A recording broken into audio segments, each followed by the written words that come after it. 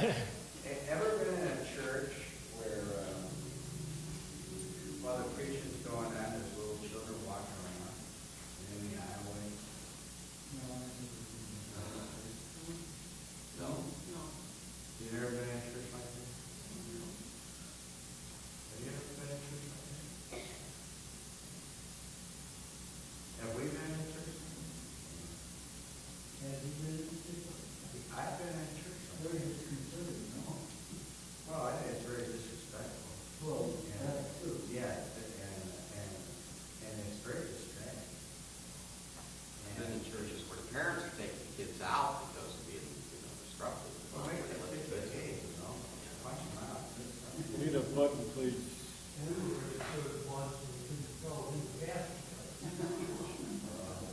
Yeah. Yeah, they're cool, man. No, No? you had two people up there, Oh. both of them were talking at the same time. Well, we were in a church where the pastor, where they stand up at Baptist church, they stand up. We only went once where they're talking. The people stand up and quote verses in the middle to correct the pastor, to add to the sermon. I thought that was weird. And huh? Where was that? That was down in Akron, Barberton. Those people. Our old crowd went down there to the Barberton place. And that was weird. We've been in some strange situations, you know.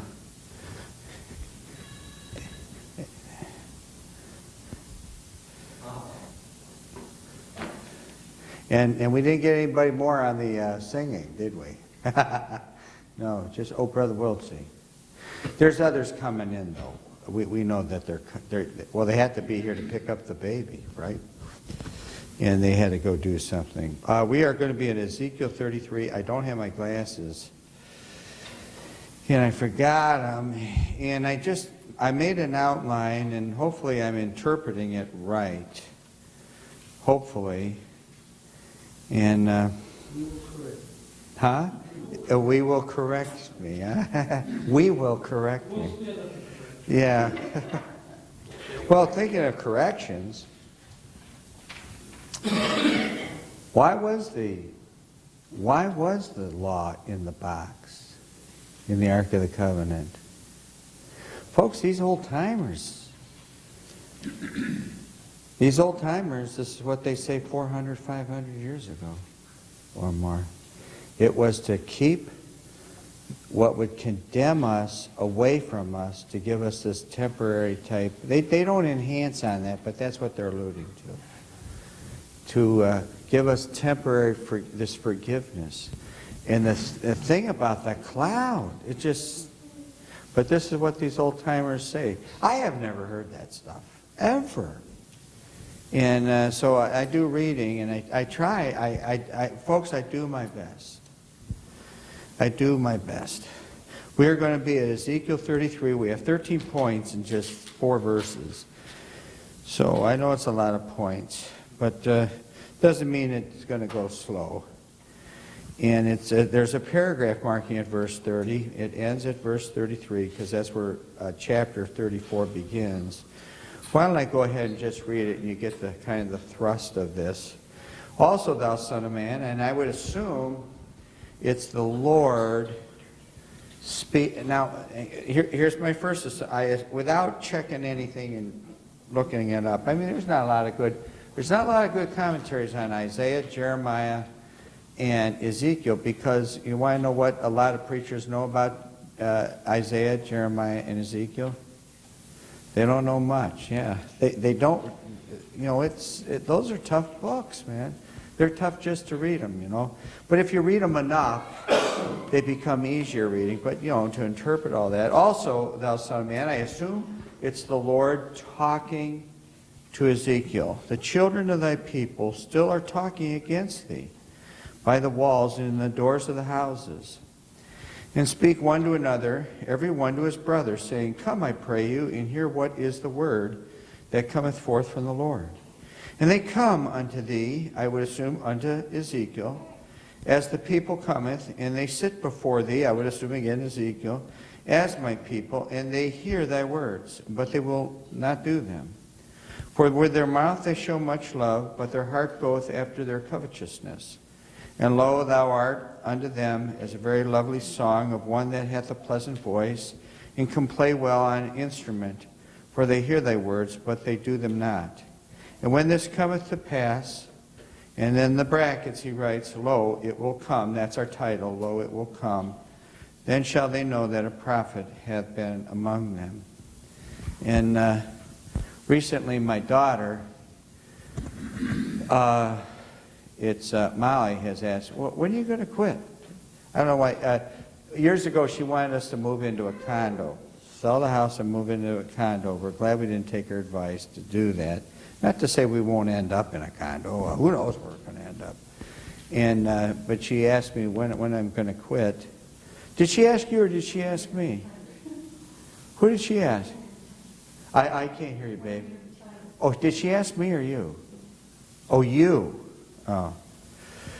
And so on and so forth. And who knows, maybe there's more than one people. Preacher, please quit. That is the title of a book. Preacher, please quit. And it's a kind of a dumb book. I got the book and I kind of read it and I said, oh well. And I think it had something to do with David and his sin and all. But lo, it will come. Father, bless our message tonight. And use it for your glory now. In Christ's name, amen. Ever remember the very first time you walked into a Baptist church? The very first time. Now, you know what? It's tough for me to say that to you, sister, because you were just wee. Yeah, you were what, 8? You're 7? You were 7. So that's not a fair question. Yeah. But then again, that church we went to never had Baptist in its name. Oh, it did not. Well, I remember the very first time I walked, I should say a Baptist. I walked into a General Assembly of Regular Baptists, and I remember the first time I was there, but I remember the first time I walked into Bible Believers Baptist. I never forgot it, man. And I said, this is where we're parking. And because and they had a missionary, and it wasn't even a pastor.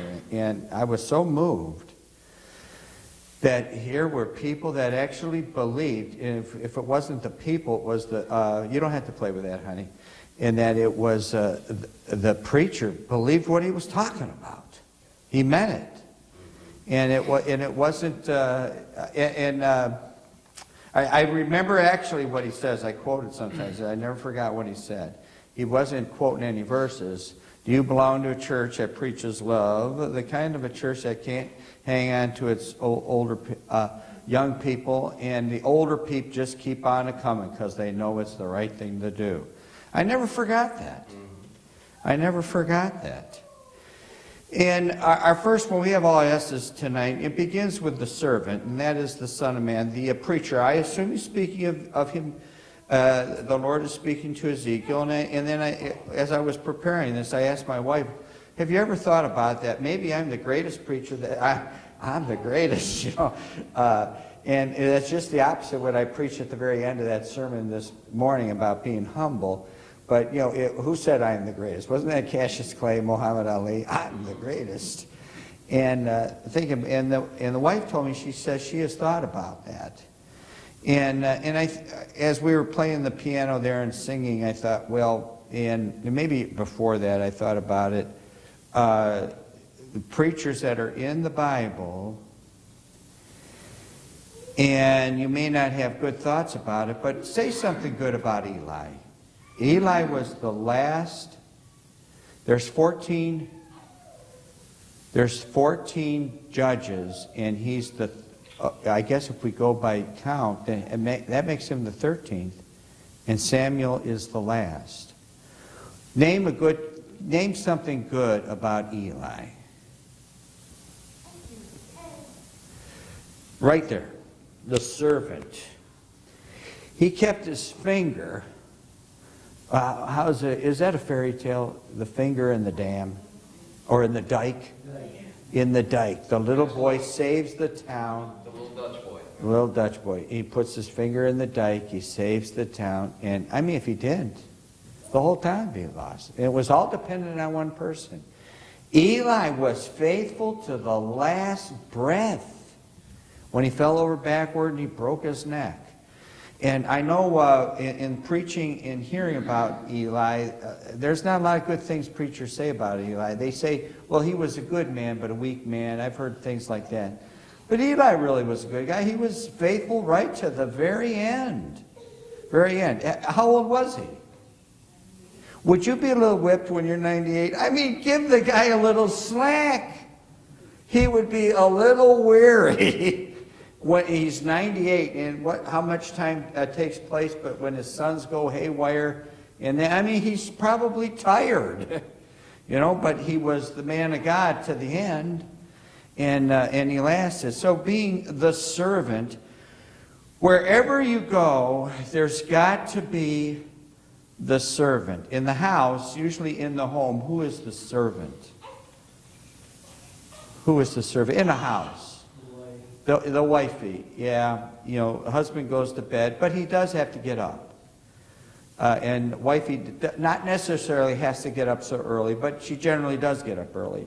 But she's the one washing the clothes, folding the clothes, doing the dishes, etc., on the assumption that she is not going off to a job. If she's going off to a job, I would have to say the husband needs to chip in. You know, if she's going off to a job, I mean, he's got to do his fair share of that. But if she's not going off to a job, that basically is her main thing. She is a servant. I remember one of my customers. We had 3 in the trade of sign making, screen printing, etching, and engraving. You know, I'm one. But etch metal was the other big one, which we met the youngest brother at the antique store. And then we had,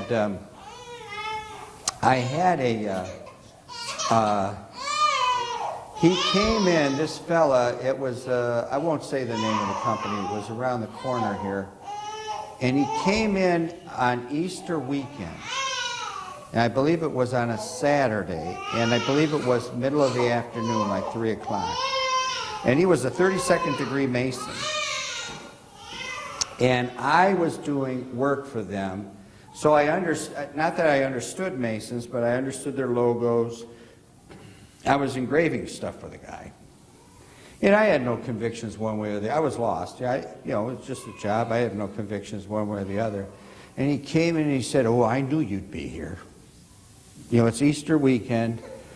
It's the day before Easter. It's getting late on Saturday. I just knew you'd be here. I just knew it. Behind every company like this, there's always somebody that's there. Somebody's turning on the lights. Somebody's turning off the lights. Somebody's opening the door. Somebody's closing the door. And in this case, we would say that last man standing is Ezekiel. Not that he wants to be the last man standing, but because of his commitment. His commitment. He is the servant.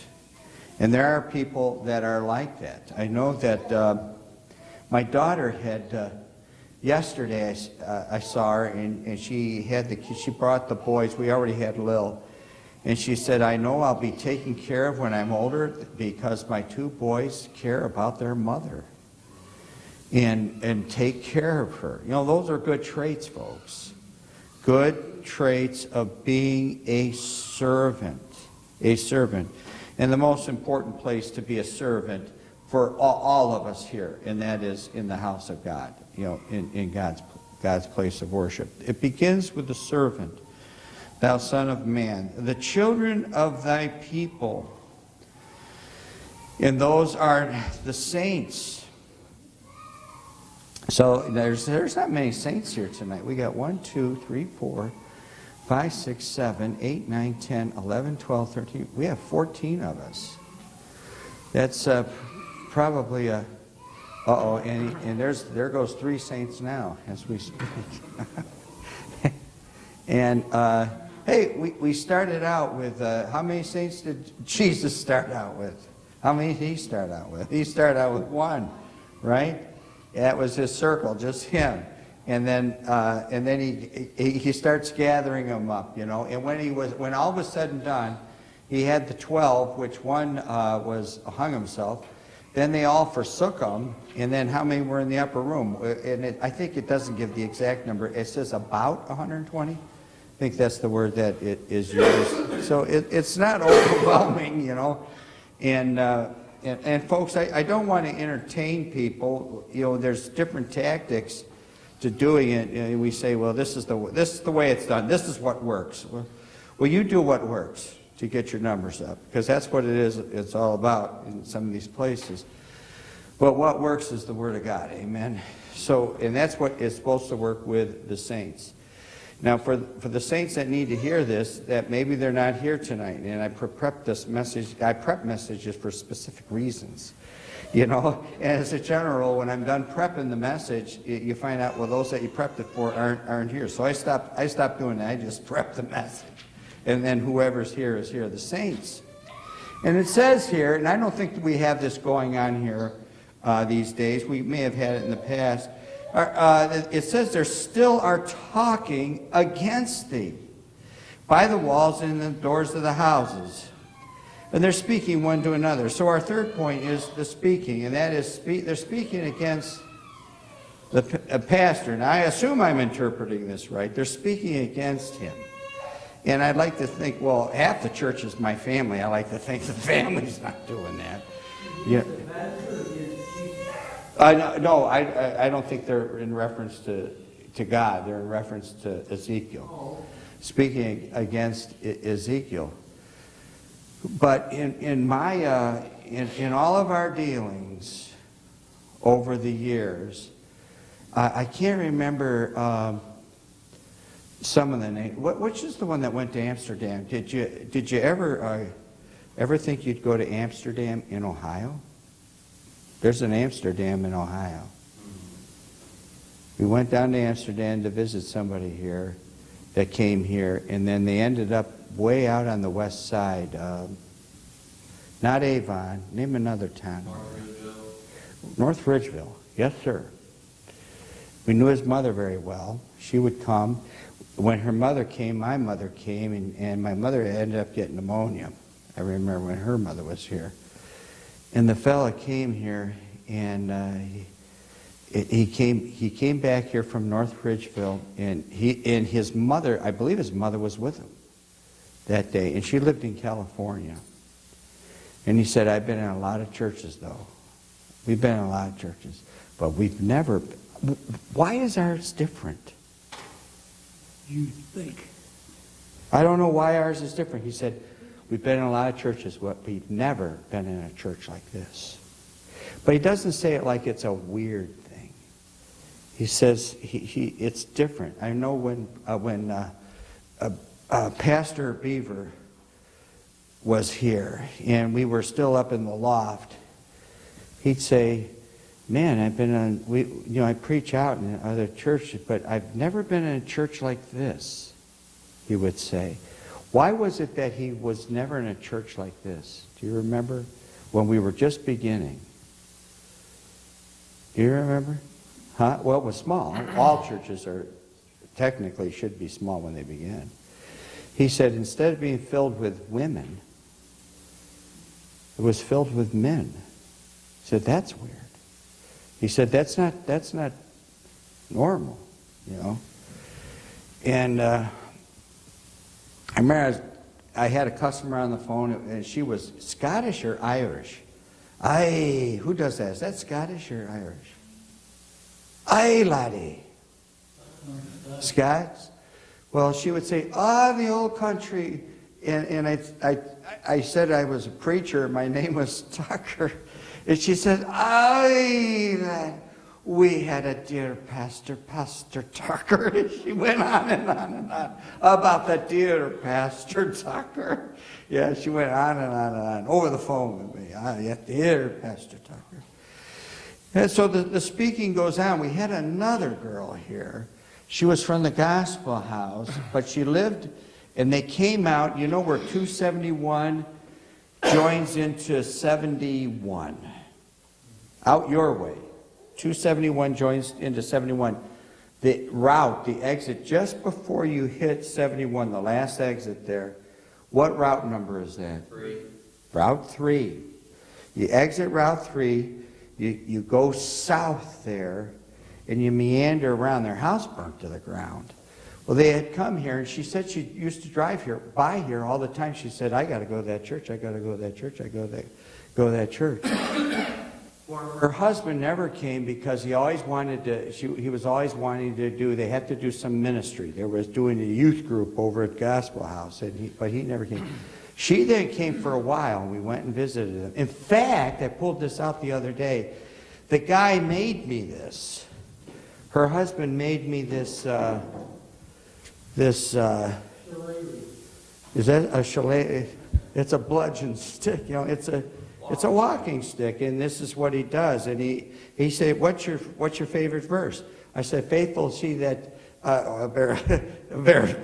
faithful is he that calleth you, who also will do it. And that's what's on there, and he made that for me. But he never came to church here, but his wife would.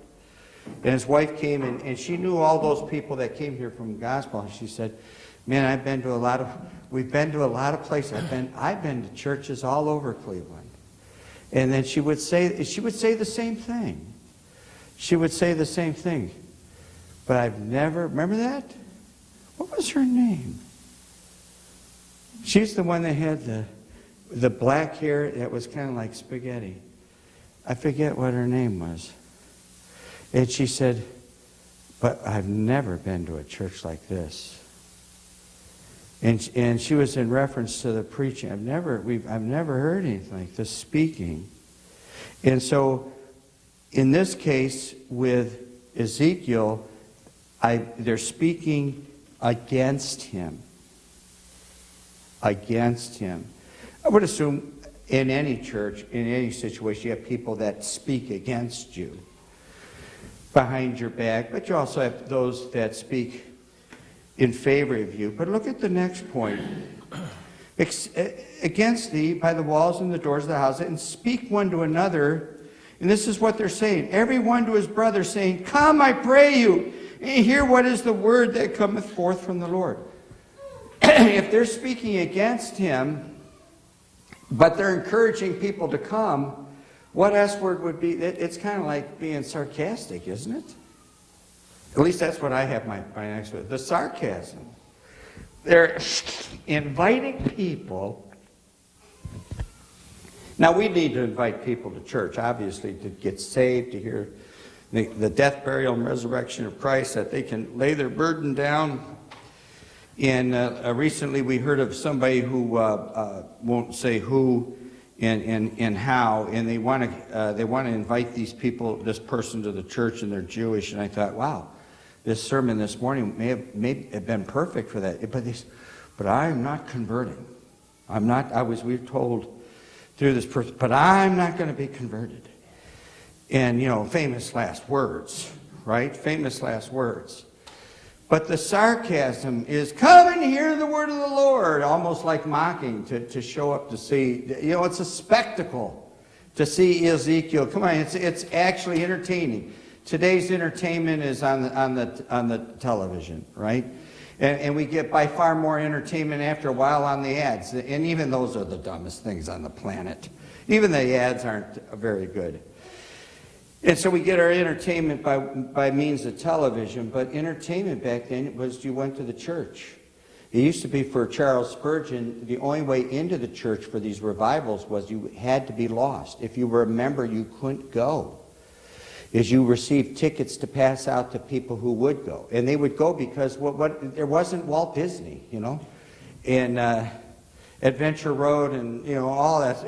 There wasn't any of that. You know, Mutual of Omaha's Wild Kingdom, none of that was on. 150 years ago. So there was no entertainment. The sarcasm. Verse 31, and they come unto thee as the people cometh, and sit before thee as my people to sitting. They're willing to sit. I've heard of sermons, I think it was Chris Hansen would say, some of those sermons they would preach before the Queen went on for hours. Hours. And then I have sermons back in the 1600s. I read them, you know. And then when I'm at the third page into it, I close the book. I don't even finish because they're pretty boring, man. Some of them, you know, we get stuff from the 1600s, 1700s, 1800s, and who knows when some of this is written and rewritten. You know, the book may say copyrighted 1830, but it could have been said in 1430. And so, but some of them are just as boring as it gets, but they're willing to sit there literally for hours because, well, where are they going to go? There was nothing else to do. Back in the 30s, you went for a Sunday drive, and you were prepared to change a flat tire, right? And the furthest thing you'd go to was Pete's Wayside Inn. I mean, that was the edge of eternity, you know, back then. You know, at least what I heard years ago. I think if you went out to 80th Street, it was farms, you know, and chickens and all, way back, way back, you know, like 1890, you know, way back. You know, the sitting, and they're willing to sit there. They're willing to sit there and listen. They sit before thee as my people, and they hear the words. They hear the sermon. And the sermon, the words, they hear what Ezekiel is saying, and they're willing to sit, they're willing to listen, and apparently they hear the words. They understand what he's saying. It's not some mysterious thing. They hear it and they understand it. And this is what's the most, it has been the most frustrating thing for me. You know, because society is today the same as it was during Leave It to Beaver. We say no. We say no. And I wonder, is it or is it not? Now, we know cars are better. They start. You don't have to have a light bulb under there in the wintertime to keep the carburetor warm. Oh, I hated that. You know, the wind is whistling out there. It's 3 below, and I have the extension cord out there and the light bulb under the hood. The hood is cracked open and the light bulb's under there. And it's just keeping it, you know, about 10 degrees warmer than it would be to try to start the car. And they hear the sermon, but could it be that years ago they would obey the sermon? The most frustrating thing for me is after we're done preaching, they go right back at it. That just, it says in the next part, but they will not do them. And my S word for there is the stubborn. People are stubborn. Even though they sit, they hear the sermon, but they won't do what is told. They won't do it. Whatever it is that Ezekiel's telling them to do, the message that he got from the Lord, is the stubborn. And people are stubborn. It's kind of like a drunk. Listen, I didn't grow up with that. We didn't grow up with drinking and carousing. We didn't grow up with it. I did grow up with a smoker. I mean, puff, puff, puff that cigarette. Puff, puff, puff, and if you smoke yourself to death, right?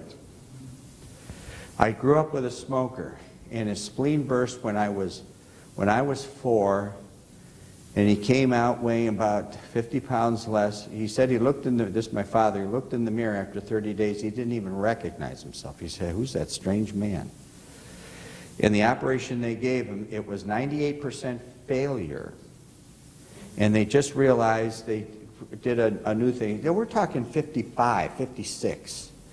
Is instead of just sewing up the intestines, and I can't even do this anymore, and hoping for the best, is they would put a pipe in the intestine to pipe off the stomach acids.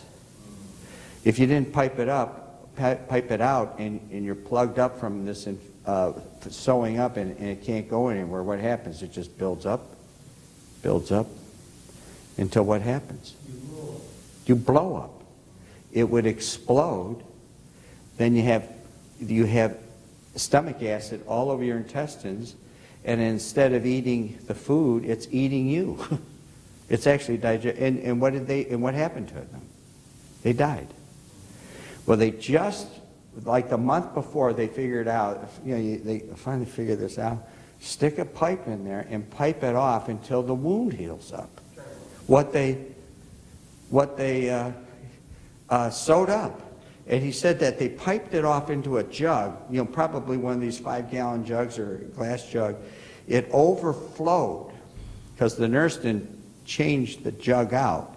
It overflowed the jug onto the floor, the tile floor, and the stomach acid was running along the floor. And it was, there is this movie, what's his name? Gary Cooper. What's Grandpa Amos McCoy? What's his name? Walter Brennan.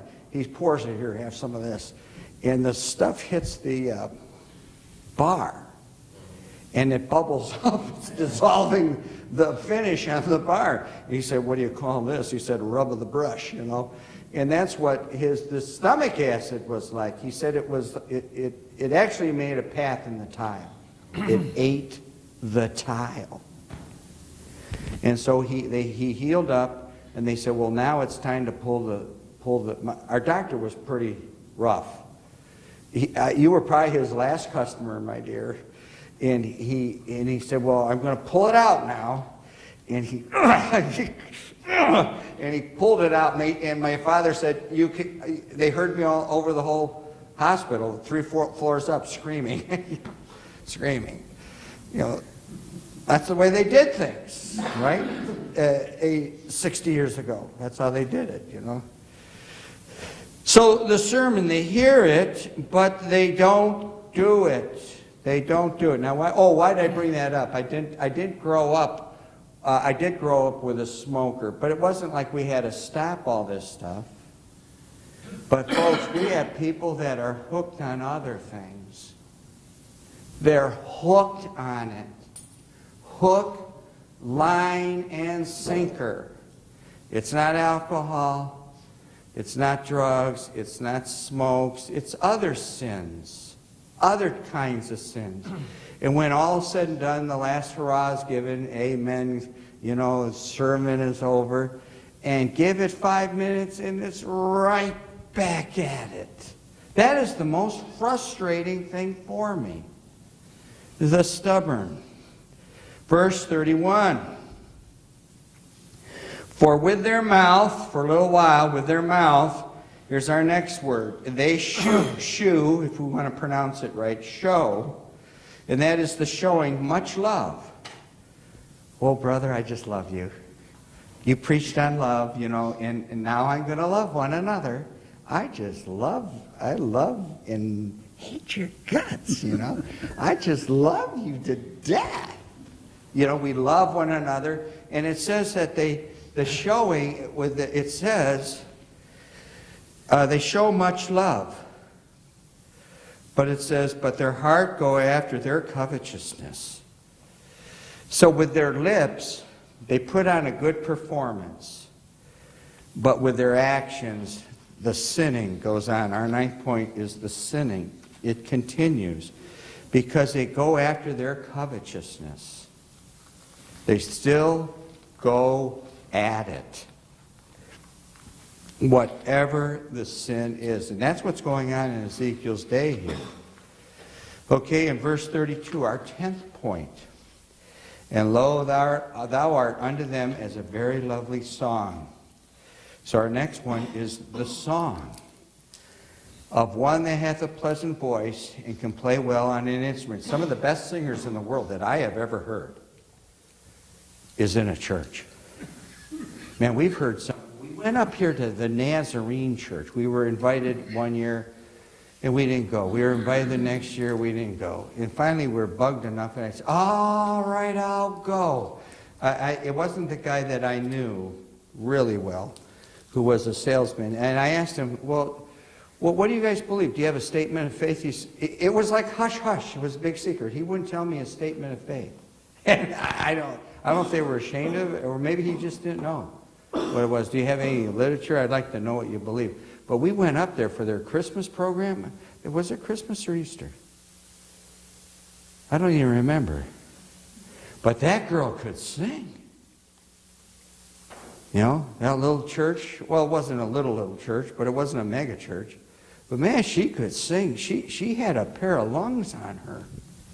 And vocal cords. It wasn't that trash that is American Idol, screaming.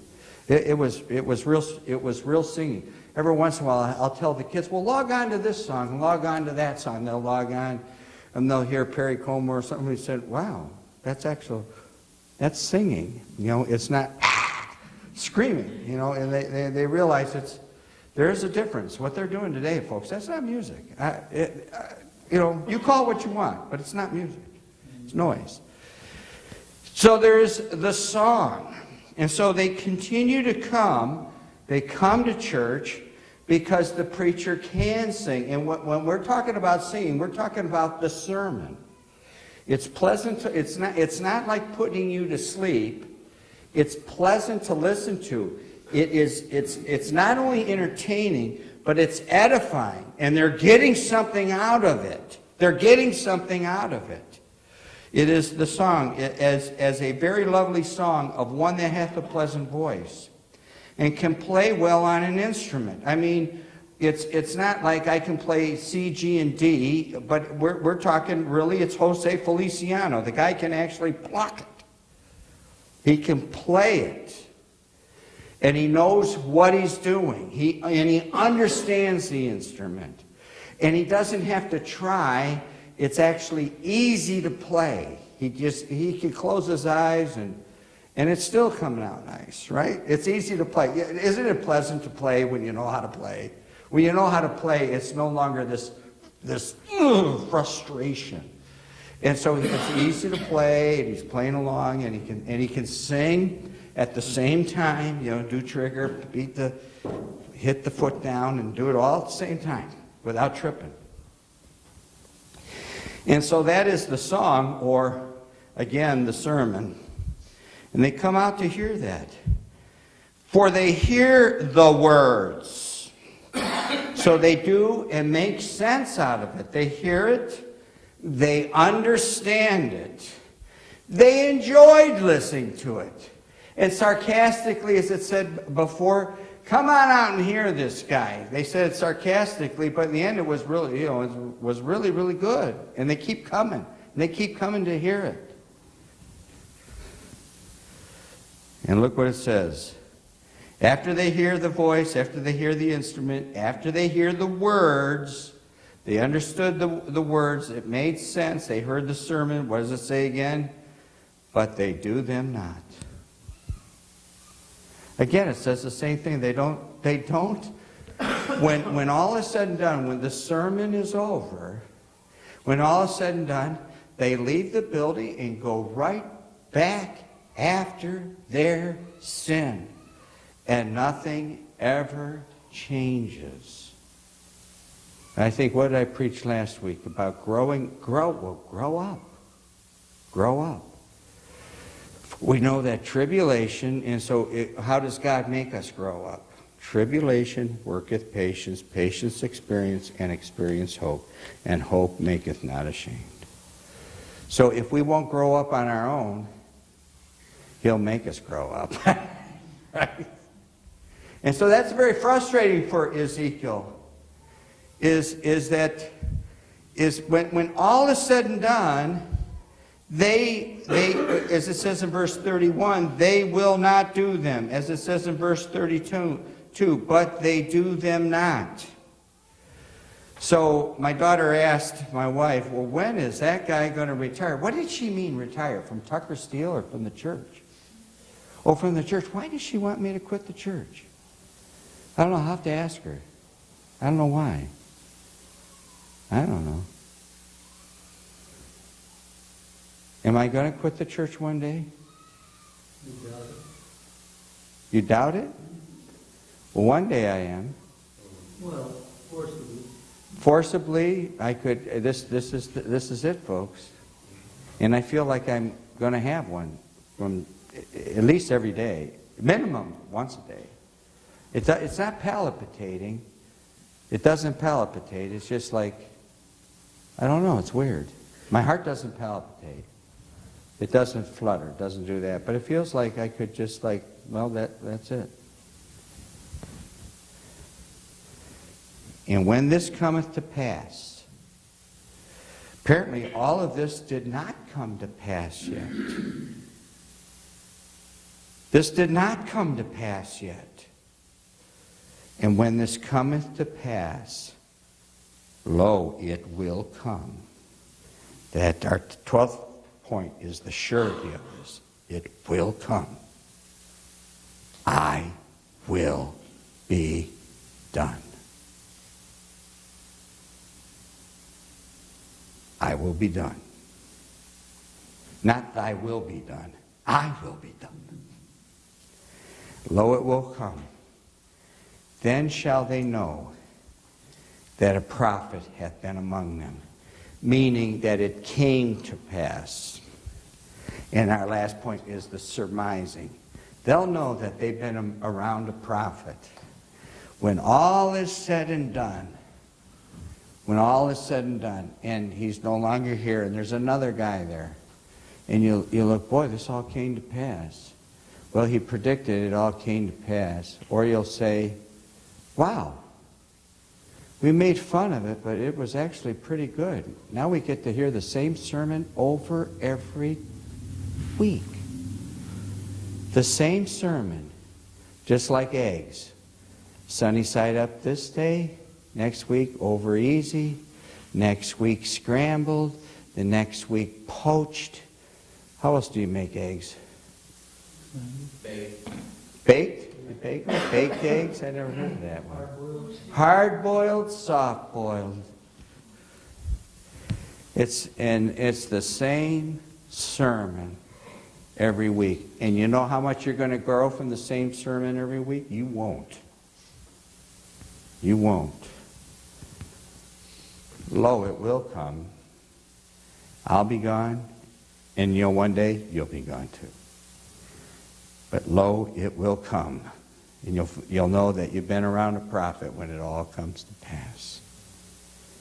I just hope that we go out, when we're done, when all the preaching is said and done, we go out and do as we have been commanded. Shake hands before leaving.